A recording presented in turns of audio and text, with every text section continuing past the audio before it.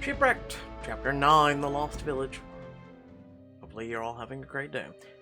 Daylight streaks through the trees, shining down on the small structures nestled in the heart of the jungle. You study the village, looking for any sign of life. Do you think anyone lives here? Only one way to find out. She takes a cautious step towards the nearest hut. You tug her arm, pulling her back. Wait. The smugglers could be here. They did try and kill us. She brandishes her knife, holding it in an expert grip.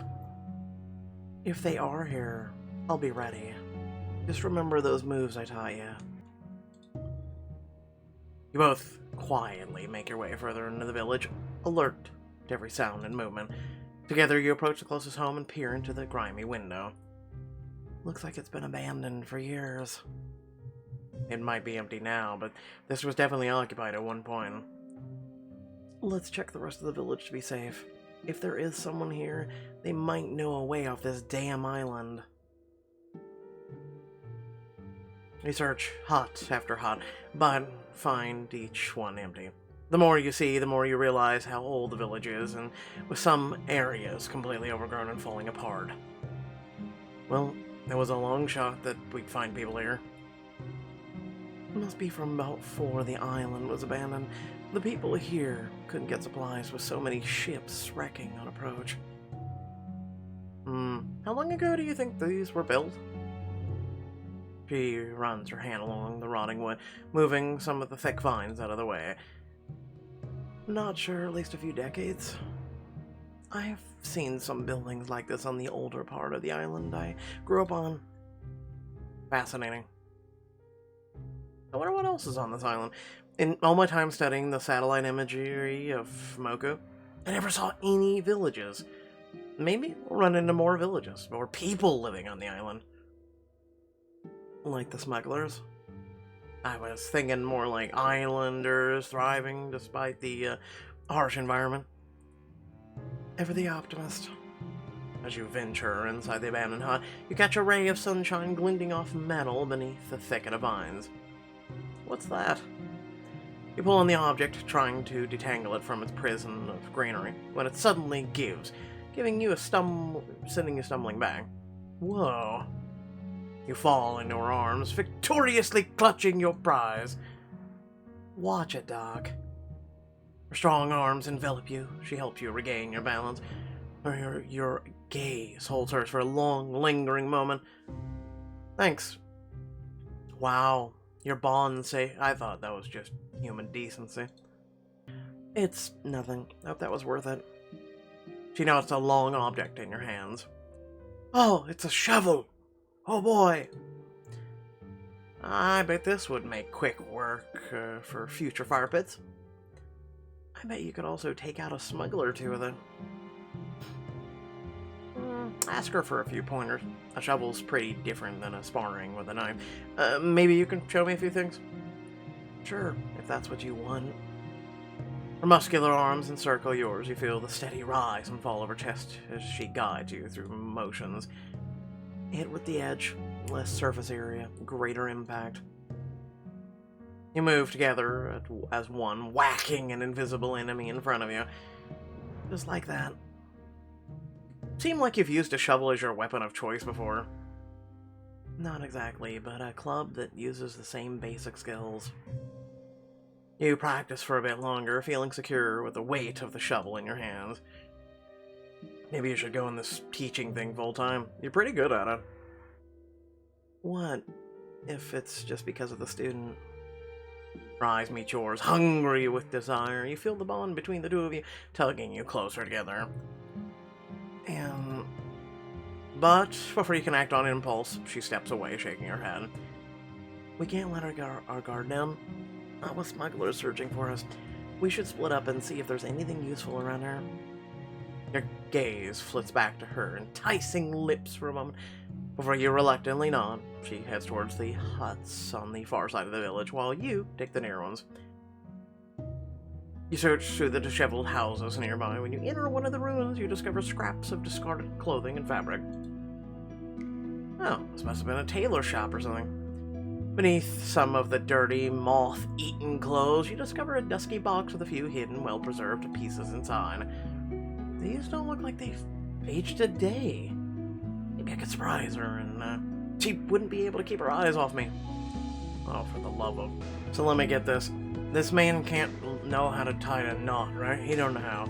And she had to be, teaching him that. And then he's gonna put together a shirt. Okay.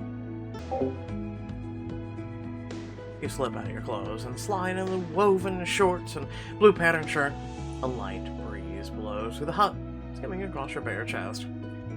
Easy breezy, beautiful cover girl. And damn, I look hot. Yeah, you keep telling yourself that. As you leave the small hut, she calls for you across the way. John, over here. You hurry over to her, past the numerous huts, sobbing in front of an overgrown stone ruin. Amazing. This building is unlike anything else here. She turns towards you, her eyes widening as she drinks in the sight of your outfit. Guess you found where the treasure was hidden. She tugs the edges of your open shirt, your breath catches in your throat as her fingers skim across your bare chest. I take it you approve. You look like something out of a dream. A very good one. Oh, she's flirting. She can be taught. You turn back to all the forgotten ruin behind her. This part looks older than the rest of the village. That's not all. Check out the inside, but be careful. It's a long way down. You grab her hand to secure yourself as you peer into the ruined building. Through the darkness, you can barely make out the edges of other ruins, sunken deep into the jungle floor. You mean there's more? Just think of what we could find down there. I thought you'd be interested. That's an understatement. I have a million questions, like... how long ago did this section sink? Like, judging on the growth roots by the ruin, I'd hypothesize it was decades before the rest of the village was even built. I can't say I've even seen anything like this back home. Wow, a rare first for a captain. I've seen everything. Ha, ha, ha. You peer over the edge into the darkness of the sunken village. You want to head down there? Might learn more about whoever used to live here. You'd really do that for me? Look, I'm no science girl, but I bet the view down there isn't one I want to miss. I wouldn't mind pulling you into whatever dark corners are around either. Explore the sunken village. Let's go. As if I could pass as we'll be the first people down there in decades, maybe even a century. And if there's a good reason for that, well, we'll have to hope it's long gone. Unlike the smugglers up here. Well, can't argue with that. Following her lead, you carefully make your way down into the cool darkness toward the sunken ruins. There's just enough light to see by, but the descent is still slow going as you pick your way through the rocks and rubble. Reminds me of the cave we checked out when we first got here. She pauses on her way down. She seems to get a better view of the bottom.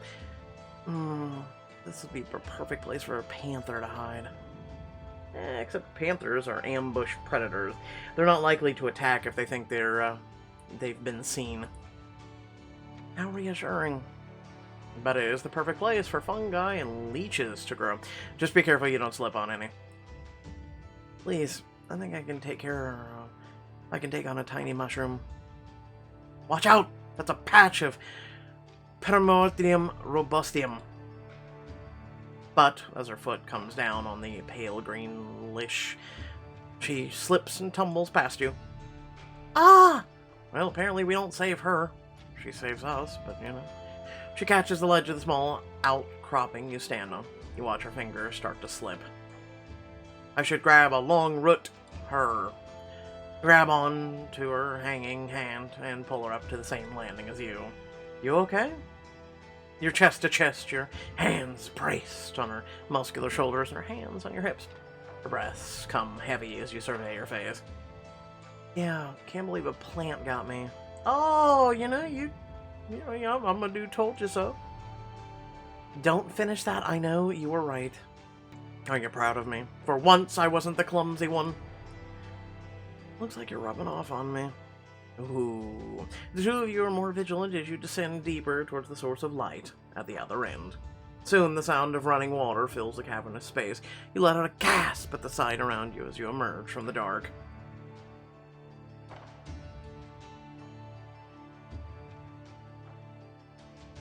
This is incredible. Like, it's so different from what I expected. It's big. Real big.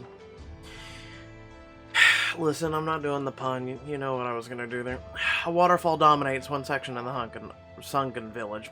The water pouring over the natural rocks and stone ruins alike. Lush foliage grows around the pools of water in the center. Even covered in roots and vines, the ruins look well preserved. Almost like the jungle was protecting them. What do you want to check out first? Well, let's first... Well, I mean, she's giving an option first. First would be the nature around the ruins, right? You trail your fingers gently along some of the flora, recognizing several of the species from your research into Moku Island. Fascinating. Whatever's going on with this island is affecting this place too. What do you mean? You point to the bright white flowers growing up through the cracks in the ruins, shadowed by a large structure. These flowers look like the tiari to me, except they need a lot of sun and water to grow, and I doubt they're getting much sunlight down here. Yet, here they are, somehow persisting, because that's what Mother Nature does. Look, she looks at the flowers with renewed interest. So they're survivors like us. That's, why they need to be preserved. I will catalog these, save as many as I can from extinction. I still can't believe I'm the only scientist interested in doing it. Maybe the others aren't as brave as you. You think I'm brave? Don't let it go to your head. Oh, too late. You came to an island called Shipwrecked Island with an active volcano. You're either brave or stupid. Ah, my PhD suggests the former. That's what I thought. It went to his head. He says, "Are you gone?" He'll strut around now like a big peacock. The sun has fallen by the time you finish taking samples of everything you can see, and you return to the entrance. I underestimated how long you could look at plants. What? I came to Moku Island on a mission. You never know which specimen will lead to a breakthrough. Sure, Doc. Let's go check out the ruins now that the moon's out. She chuckles and heads over to the crumbling ruins. You head towards one of the towering structures covered in tangling vines and lush moss. An archaeological team would have a field day down here. I can't believe how much survived the collapse. She squats down to examine some of the ruins marked with a swirling symbol. You notice a small carved figurine hidden underneath the vines beside her. Oh, Cthulhu! Oh, no, I'm kidding. Like this, the craftsmanship is amazing. My grandfather always said that anything good that was built to last, anything worth keeping, would find a way to survive. Oh, like the skills and traditions he taught you. Stuff like that's worth passing on to the next generation. You run your fingers along the rough stone. In the distance, you can see the shadow of Mount Moku looming. And you remember the eruption poised to happen in the near future. I just wish we could save all this. We'll be the last people to ever see this place once a volcano blows. You never know, maybe the jungle really is protecting this place, and it'll survive. You don't really believe that, do you? Crazier things have happened, like me ending up here with you. I can't tell if that's a good crazy or a bad crazy. Ask me again when we get off this rock. You notice the moonlight illuminate the mist coming off of the waterfall as you clings to your skin. The plants take on an ethereal glow like you witnessed in the cave on your first day on the island. Wow. Yeah, this is something else. You look over and catch her gaze on you. The waterfall rages behind her, causing the shadows to flicker on her face. Your eyes dart to her lips, as soft and enticing as ever before. Your heart pounds so loudly she must be able to hear it. And kiss me now. I was hoping you'd say that. Without a moment of hesitation, her hand presses against your back. Pulling you to her, she captures your mouth in a passionate embrace. She snags your bottom lip between her teeth, earning a gasp. Oh. Feverish kisses mixed with the cool mist of the water. You tug at the flimsy fabric of her shirt, aching for her to be closer. The sound of the waterfall obscures your rising moans. It fades from your awareness until there's only you and her. John. Your name on her lips tastes like honey. You pull her mouth to yours again, tangling your tongues together. Breathless, you finally pull apart. Your chest heaves rapidly, your head still dizzy with delight. I want to continue, but we should probably return to the surface before it gets too dark to see. She nods, offering your hand before you carefully scale the rocky wall up to the surface.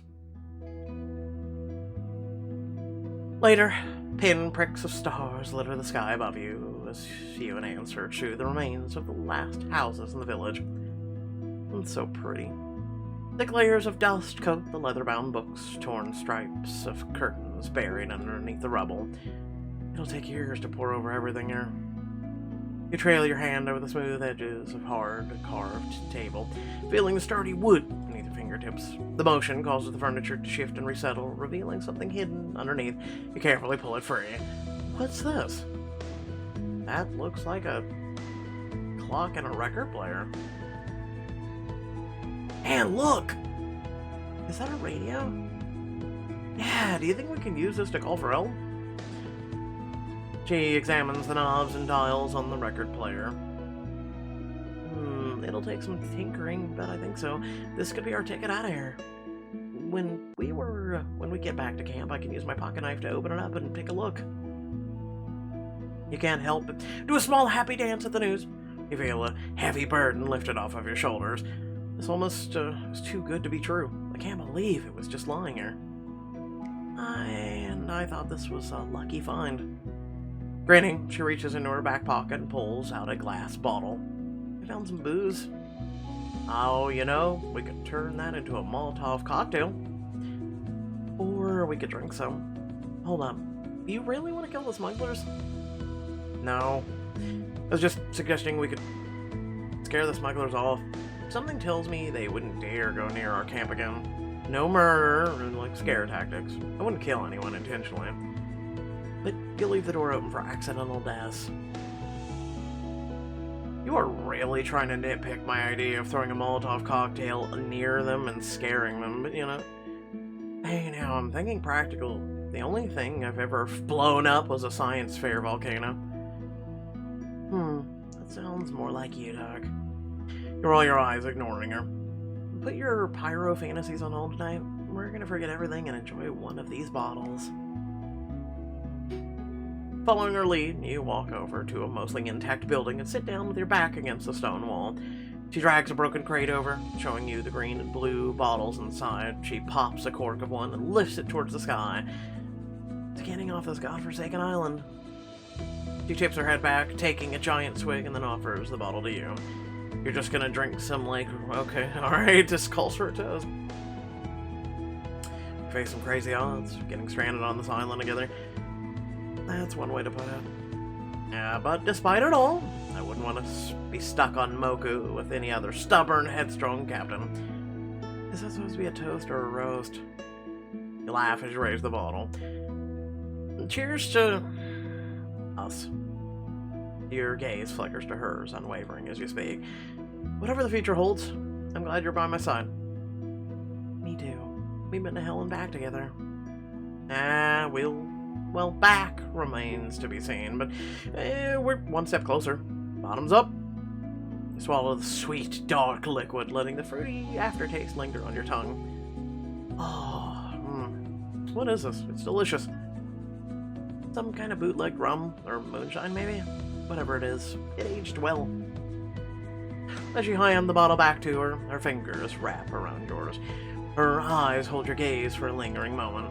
You ignore the warmth blooming in your cheeks and look away, and the two of you take turns swigging the sweet liquor. Oh, this is nice. It's missing something. Suddenly, she jumps to her feet, starts fiddling with the record player. What are you doing? She continues tinkering for several moments before turning back to you with a wide grin. Dance with me. Oh my god. New music from Pixelberry. Holy shit. There's a loud crackle before Jazz song starts playing, and she holds out her hand to you.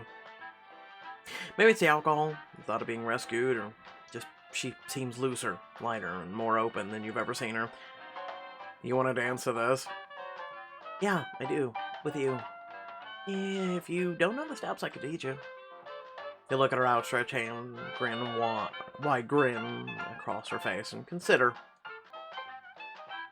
Show me those moves. Let's dance.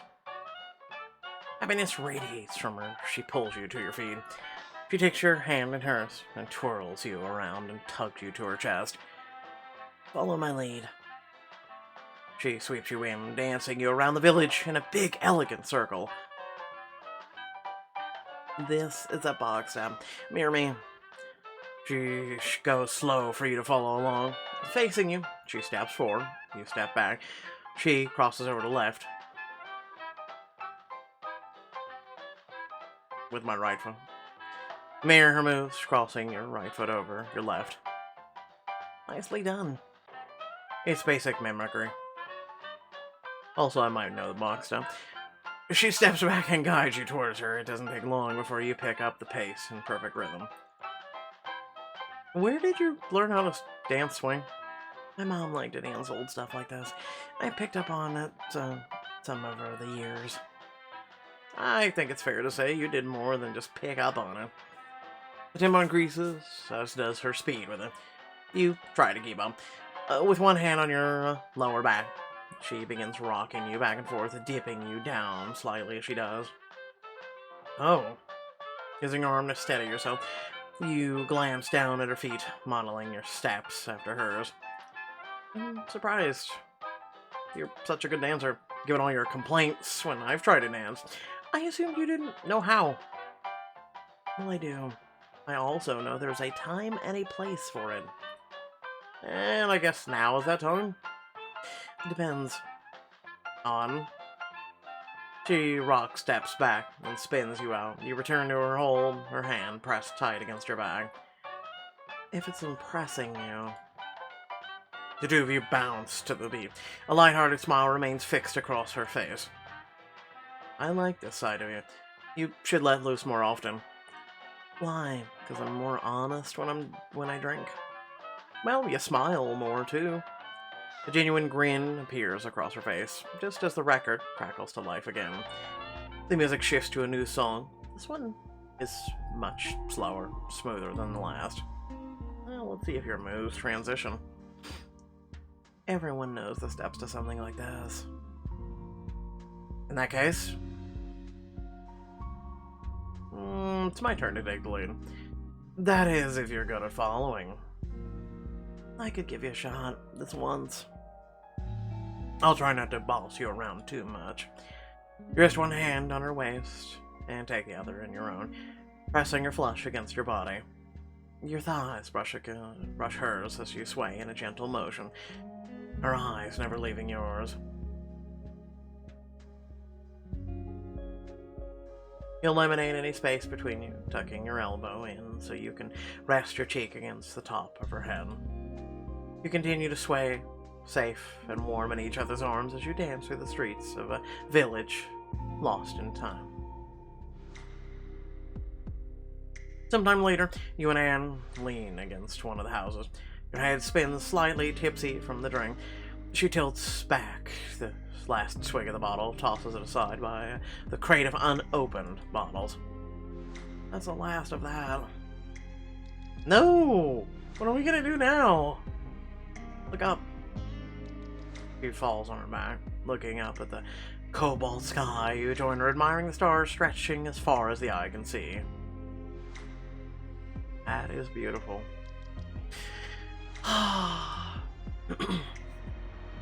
I'll never get over how beautiful it is out here. that you don't get stars like this in LA. You sure don't. Her hand finds yours, your fingers intertwining as you both keep your gazes skyward. I wouldn't trade this moment for the world. Great sights and great company. I know what you mean. The smile on your lips fades as she props herself up to face you. The intensity of her stare leaves you breathless. And she looks at you with sincerity, her honeyed words just above a whisper. John, you're incredible. You have to remind yourself to breathe as she inches closer and closer. The charged moment feels different, more honest, pure, real. She presses her lips to yours, kissing you deeply. The kiss is like nothing you've felt before, as if you finally see all of her heart and soul. And you're ready to jump all in. Oh, I thought that was going to do the usual. But suddenly, smugglers jump out of the bushes. And they ruin the moment like every single book so far. Actually, that was actually enjoyable. It was romantic, you know? It wasn't the typical garbage that, Pixelberry puts out for, I don't think they really know what romance is. So whoever wrote that scene actually does. There's romance, there's purity, there's nicety, there's a lot, There isn't just the bounce chicka wow wow, you know what I'm saying? Like, it's nice. It's very nice. So you know what to do. It's there on the screen. Make sure to like and share the video. Make sure to leave a comment. Let me know how you felt. Let me know if you enjoyed this book or if you enjoyed this chapter at the very least, or really anything. How's your day even? And make sure to subscribe. It's a great way of joining the community. We're almost at 12,600 peeps. Finally, we have surpassed the 500 of dreadedness that I have seen for like years now. Like, seriously. And my dream was to get like one of those things from YouTube to hang on the wall, kind of like that was my only dream in terms of this. It's not like, oh, I'll make it bank as a content creator. No, I just would have liked a thing to hang on my wall. Like, I know it sounds childish, or it's a pipe dream. The money's actually easier than the thing on the wall, apparently. So I'm just throwing that out there. Few links in the description. And thanks for watching. Much love and appreciation. Hope you all have a great rest of your day. Catch you later. Peace.